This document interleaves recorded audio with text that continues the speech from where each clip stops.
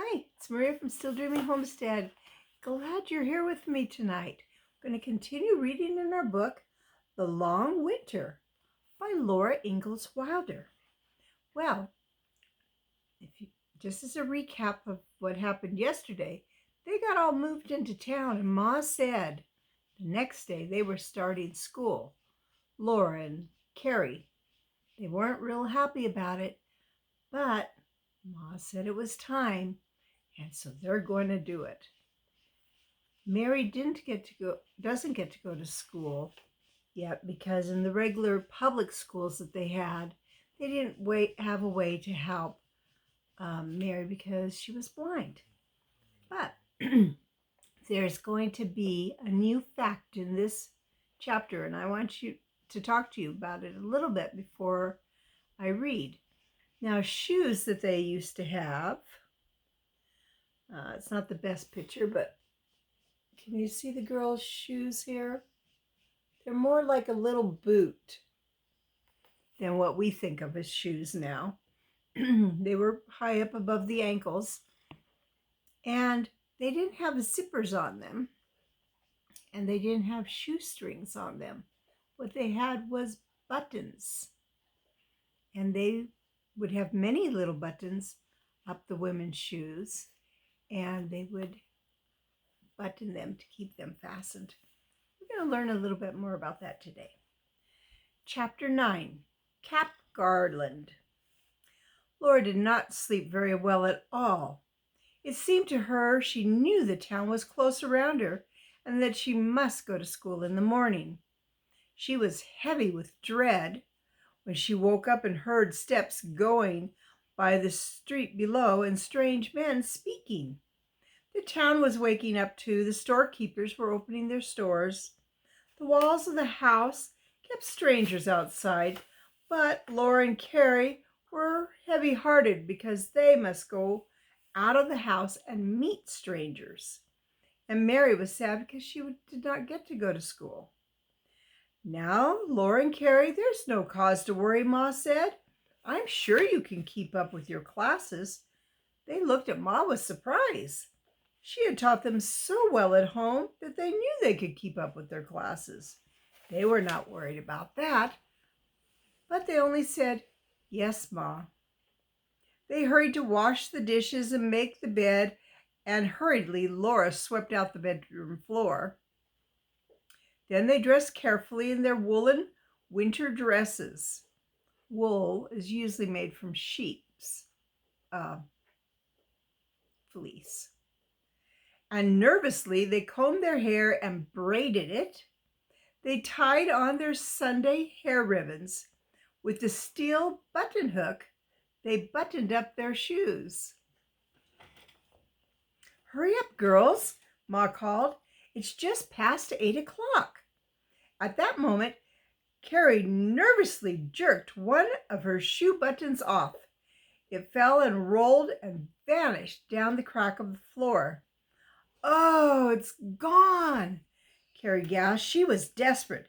She could not go where strangers would see the gap in the row of black buttons that buttoned up her shoe. "We must take a button off one of Mary's shoes," Laura said. But Ma had heard the button fall downstairs. She found it and sewed it on again and buttoned the shoe for Carrie. At last they were ready. "You look nice," Ma said, smiling. They put on their coats and hoods and took their school books. They said goodbye to Ma and Mary and went out into the main street. The stores were all open. Mr. Fuller and Mr. Bradley had finished sweeping out. They stood holding their brooms and looking at the morning. Carrie took hold of Laura's hand. It helped Laura to know that Carrie was even more scared than she was. Bravely, they crossed the wide main street and walked steadily along 2nd Street. The sun was shining brightly. A tangle of dead weeds and grass made shadows beside the wheel tracks. Their own long shadows went before them over many footprints in the paths. It seemed a long, long way to the schoolhouse that stood on the open prairie with no other buildings near it. In front of the schoolhouse, strange boys were playing ball, and two strange girls on the platform before the entry door. Laura and Carrie came nearer and nearer. Laura's throat was so choked that she could hardly breathe. One of the strange girls was tall and dark.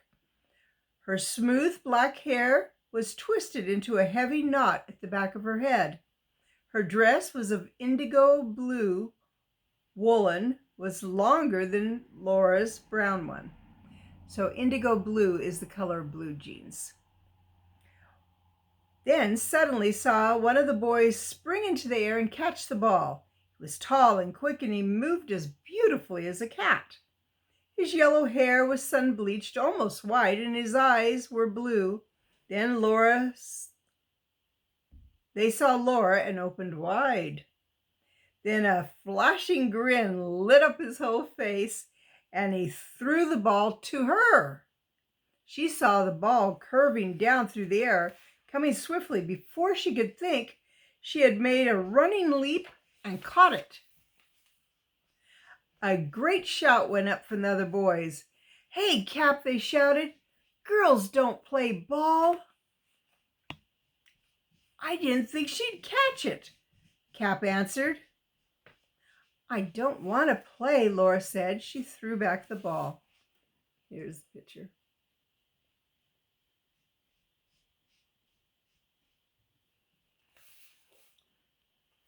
Now, of course, girls do play ball, and many of them really like it. But then that was more of a boys' sport. Let's see. "She's as good as any of us," Cap shouted. "Come on and play," he said to Laura, and then to the other girls. "Come on, Mary Power and Minnie, you play with us too." But Laura picked up the book she had dropped and took Carrie's hand again. They went on to the other girls at the schoolhouse door. Those girls would not play with the boys, of course. She did not know why she had done such a thing. She felt ashamed, fearful of what these girls must be thinking of her. "I'm Mary Power," the dark girl said, "and this is Minnie Johnson." Minnie Johnson was thin and fair and pale with freckles. "I'm Laura Ingles," Laura said, "and this is my little sister Carrie." Mary Power's eyes smiled. They were dark blue, fringed in long black lashes. Laura smiled back. She made up her mind that she would twist up her own hair tomorrow and ask Ma to make her next dress as long as Mary's. "That was Cap Garland that threw you the ball," Mary Power said. There was no time to say anything more, for the teacher came to the door with the handbell, and they all went to school as she rang. Ding, ding, ding, ding. They hung their coats and hoods on rows of nails in the entry, where the broom stood in the corner by the water pail on its bench. Then they went into the schoolroom. It was so new and shining that Laura felt timid again, and Carrie stood close to her. All the desks were patent desks made of wood varnished as smooth as glass. They had black iron feet, and the seats were curved a little, with curving backs that were part of the desk from behind them. The desktops had grooves to hold the pencils, it's a little indentation, and shelves underneath for the slates and the books. There were 12 of these desks, excuse me, in a row up each side of the big room. The large heating stove stood in the middle of the room with 4 more desks in front of it and 4 more behind it. Almost all those seats were empty. On the girls' side of the room, Mary Power and Minnie Johnson sat together in one of the back seats. Cap Garland and 3 other big boys sat in the back seats on the boys' side. A few little boys and girls sat in the front seats. So the kids weren't all mixed by boys and girls. all over the place. Boys had one side of the room and girls had the other. They had been coming to school for a week now, and they knew where to sit, but Laura and Carrie did not. The teacher said to them, "You're new, aren't you?" She was a smiling young lady with curled bangs. The bodice of her black dress was buttoned down the front with twinkling jet buttons. Laura told her their names, and she said, "And I'm Florence Garland." Excuse me. "We live back of your father's place on the next street." So Cap Garland was the teacher's brother, and they lived in the new house out on the prairie beyond the stable. "Do you know the fourth reader?" the teacher asked. "Oh, yes, ma'am," Laura said. She did indeed know every word of it. "Then I think we'll see what you can do with the fifth," teacher decided, and she told Laura to take the back seat in the middle row across the aisle from Mary Power. Carrie she put up in the front near the little girls, and then she went up to her desk and rapped on it with her ruler, tapping. "The school will come to attention," she said. She opened her Bible. "This morning I will read the 23rd Psalm." Laura knew the Psalms by herself, of course, but she loved to hear it again, every word of that 23rd Psalm. Here's part of it. "The Lord is my shepherd. I shall not want. Surely goodness and mercy shall follow me all the days of my life, and I will dwell," that means live, "in the house of the Lord forever." Oh, that's a beautiful psalm.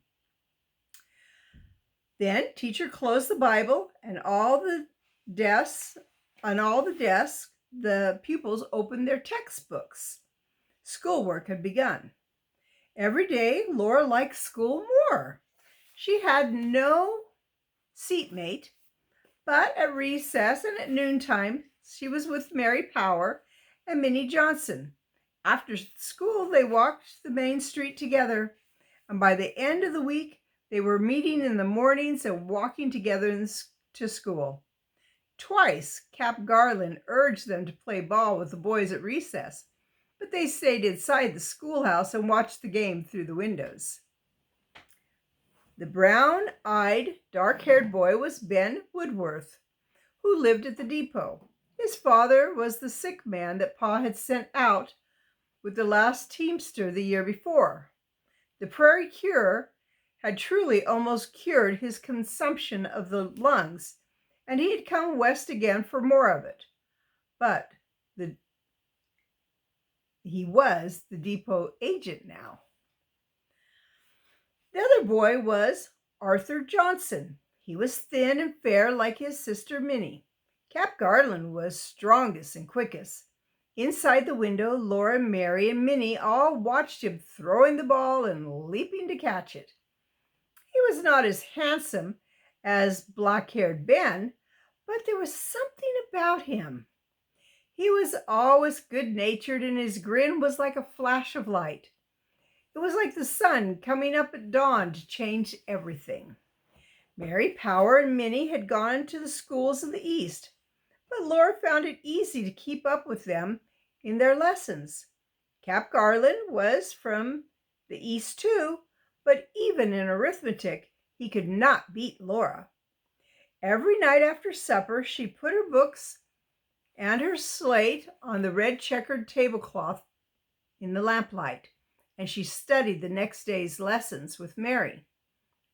She read the arithmetic problems aloud, and Mary did them in her head, just thinking about it, while she worked them out on the slate. She read the history lesson and the geography to Mary until both of them could answer every question. If ever Pa could get money enough to send Mary to college for the blind, Mary must be ready to go. "And even if I can never go to college," Mary said, "I'm learning as much as I can." Mary and Laura and Carrie were all enjoying school so much that they were sorry when Sunday and Saturday interrupted it.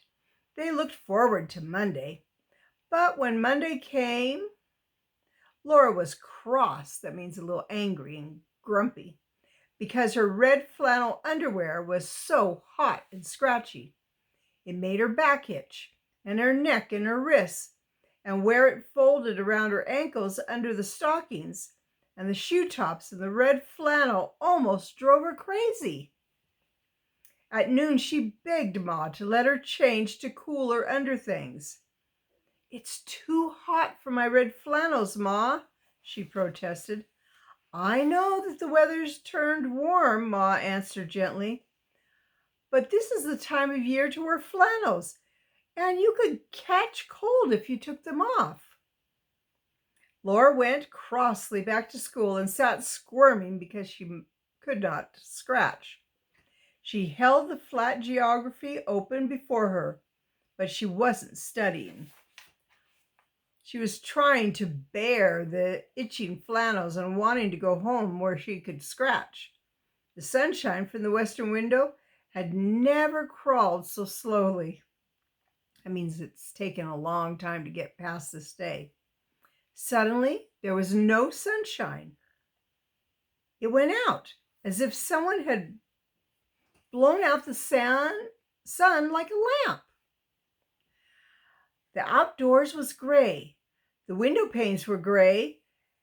And at the same moment, the wind crashed against the schoolhouse, rattling windows and doors and shaking the walls. Miss Garland startled up from her chair. One of the little Bursley girls screamed, and Carrie turned white. Laura thought, it happened this way on Plum Creek, the Christmas when Pa was lost. Her whole heart hoped and prayed that Pa was home safe now. Teacher and all the others were staring at the windows, where nothing but grayness could be seen. They all looked frightened. Then Miss Garland said, "It's only a storm, children. Go on with your lessons." The blizzard was scouring against the walls, and the wind squealed and moaned in the stovepipe. All the heads bent over the books, as teacher told them to do, but Laura was trying to think how to get home. The schoolhouse was a long way from Main Street, and there was nothing to guide them. All the others had come from the east that summer. They had never seen a prairie blizzard, but Laura and Carrie knew what it was. Carrie's head was bowed limply above her book, and the back of it, with the white parting between the braids of fine soft hair, looked small and helpless and frightened. There was only a little fuel in the schoolhouse. That would be either coal or wood to burn for heat. The school board was buying coal, but only had one load delivered so far. Laura thought they might outlive the storm in the schoolhouse, but they could not do it without burning all the costly patent desks. Without lifting her head, Laura looked up at the teacher. Miss Garland was thinking and biting her lip. She could not decide to dismiss school because of the storm, but this storm frightened her. I ought to tell her what to do, Laura thought, but she could not think what to do. It was not safe to leave the schoolhouse, and it was not safe to stay there. Even the 12 patent desks might not last long enough to keep them warm until the blizzard ended. She thought of her wraps and Carrie's in the entry. Whatever happened, she must somehow keep Carrie warm. Already cold was coming in. There was a loud thumping in the entry. Every pupil startled and looked at the door. It opened and a man stumbled in. He was bundled in an overcoat, cap, and muffler, all solid white with snow driven into the woolen cloth. They could not see who he was until he pulled down the stiffened muffler. So the muffler kind of went over his face, and he had to pull that down, but it was stiff because it was froze. "I came to get you," he told the teacher. He was Mr. Foster, the man who owned the ox team and had come in from his claim to stay in town for the winter at Sherman's across the street from the teacher's house. Miss Garland thanked him. She rapped her ruler on the desk and said, "Attention, school is dismissed. You may bring your wraps from the entry and put them on by the stove." Laura said to Carrie, "You stay here. I'll bring your wraps." The entry was freezing cold. Snow was blowing in between the rough boards of the wall. Laura was chilled before she could snatch her coat and hood from the nail. She found Carrie's and carried the armful back to the school into the schoolhouse. Crowded around the stove, they all put on their wraps and fastened them snugly. Cap Garland did not smile. His blue eyes narrowed and his mouth set straight when Mr. Foster talked. Laura wrapped the muffler snugly over Carrie's white face and took firm hold of her mittened hand. She told Carrie, "Don't worry, we'll be all right."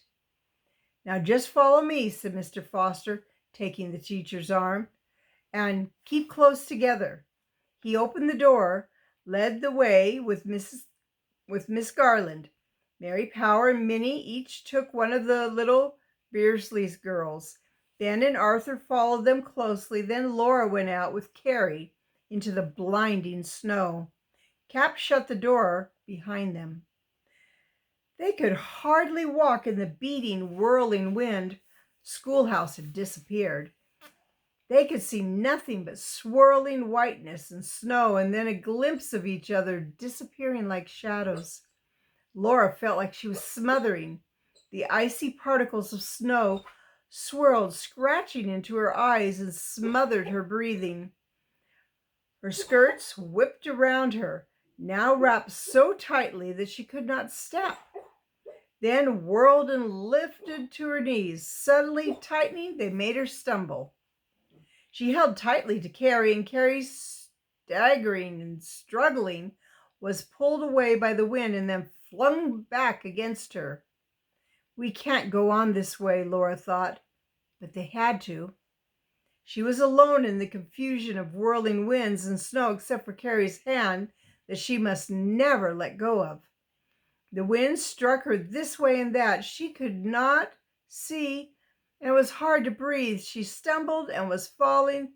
Then suddenly she seemed to be lifted, and Carrie bumped against her. She tried to think. The others must be somewhere ahead. She must walk faster and keep up with them, or she and Carrie would be lost. If they were lost in the prairie, they would freeze to death. But perhaps they were all lost. Main Street was only two blocks long. If they were going only a little way to the north or to the south, they would miss the block of stores, and beyond was the empty prairie for miles. Laura thought they must be gone for long enough to reach Main Street, but she could see nothing. The storm thinned a little. She saw shadowy figures ahead. They were darker gray in the whirling gray whiteness. She went as fast as she could with Carrie until she touched Miss Garland's coat. They had all stopped. Huddled in their wraps, they stood like bundles close together in the swirling mist. Teacher and Mr. Foster were talking. They were at least trying to talk, but the wind confused their shouts so that no one could hear what was being said. Then Laura began to know how cold she was. Her mittened hand was so numb that it hardly felt Carrie's hand. She was shaking all over, and deep inside her was a shaking that could not stop. Only her very middle, in there, was a solid knot that ached, and her shaking pulled this knot tighter so that the ache got worse and worse. She was frightened about Carrie. The cold hurt too much. Carrie could not stand it. Carrie was so little and thin. She had always been delicate. She could not stand such cold for much longer. They must reach shelter soon. Mr. Foster and teacher were moving again, going a little to the left. All the others stirred and hurried to follow them. Laura took hold of Carrie with her other hand that had been in her coat pocket and was not quite so numb. And suddenly she saw a shadow go by them. She knew it was Cap Garland. He was not following the others to the left. With hands in his pockets and head bent, he went trudging straight ahead into that storm. A fury of wind thickened the air with snow, and he vanished. Laura did not dare follow him. She must take care of Carrie, and the teacher told them to follow her. She was sure Cap was going towards Main Street, but maybe she was wrong, and she could not take Carrie away from the others. She kept tight hold of Carrie and hurried to follow Mr. Foster and teacher as fast as she could. Her chest sobbed for air, and her eyes strained to see the icy snow particles that hurt them like sand. Carrie struggled bravely, stumbling and flopping, doing her best to stay on her feet and keep going. Only for instants when the snow swirl was thinner could they glimpse the shadows moving ahead of them. Laura felt they were going in the wrong direction. She did not know why she felt so. No one could see anything. There was nothing to go by, no sun, no sky, no direction of the winds blowing fiercely from all directions. There was nothing but the dizzying whirling of the cold. It seemed that the cold and the winds, the noise of the winds and the blinding, smothering, scratchy snow, and the effects and the aching were forever.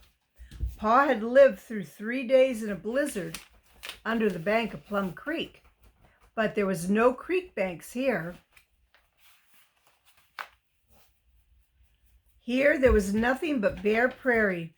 Pa had told about sheep caught in the blizzard, huddled together under the snow. Some of them had lived. Perhaps people could do that, too. Carrie was too tired to go much further, but she was too heavy for Laura to carry. They must go on as long as they could. Then, out of the whirling whiteness, something hit her. A hard blow crashed against her shoulder and all through her. She rocked on her feet and stumbled against something solid. It was high, it was hard, it was the corner of 2 walls. Her hands felt it, her eyes saw it. She had walked against some building. With all of her might she yelled, "Here, come here! Here's a house!" All around the house the winds were howling so that at first no one heard her. She pulled the icy stiff muffler from off her mouth and screamed into the blinding storm. At last she saw a shadow in it. 2 tan shadows, thinner than the shadowy wall she clung to. Mr. Foster and the teacher. Then the other shadows pressed close to her. No one tried to say anything. They crowded together, and they were all there. Mary Power and Minnie, each with the Beersley girls, and Arthur Johnson and Ben Woolworth with the small Wilmarth boys. Only Cap Garland was missing. And that's where I'm going to stop for now because my battery's almost dead. Well, it's Maria from Still Dreaming Homestead. I want to say I love you. I really do. Thanks for listening to the story with me. And we'll be back tomorrow and get to hear the rest of it. So I want to pray blessings on you and yours, in your house, out of your house, in the day and in the night. Whatever you do, keep dreaming.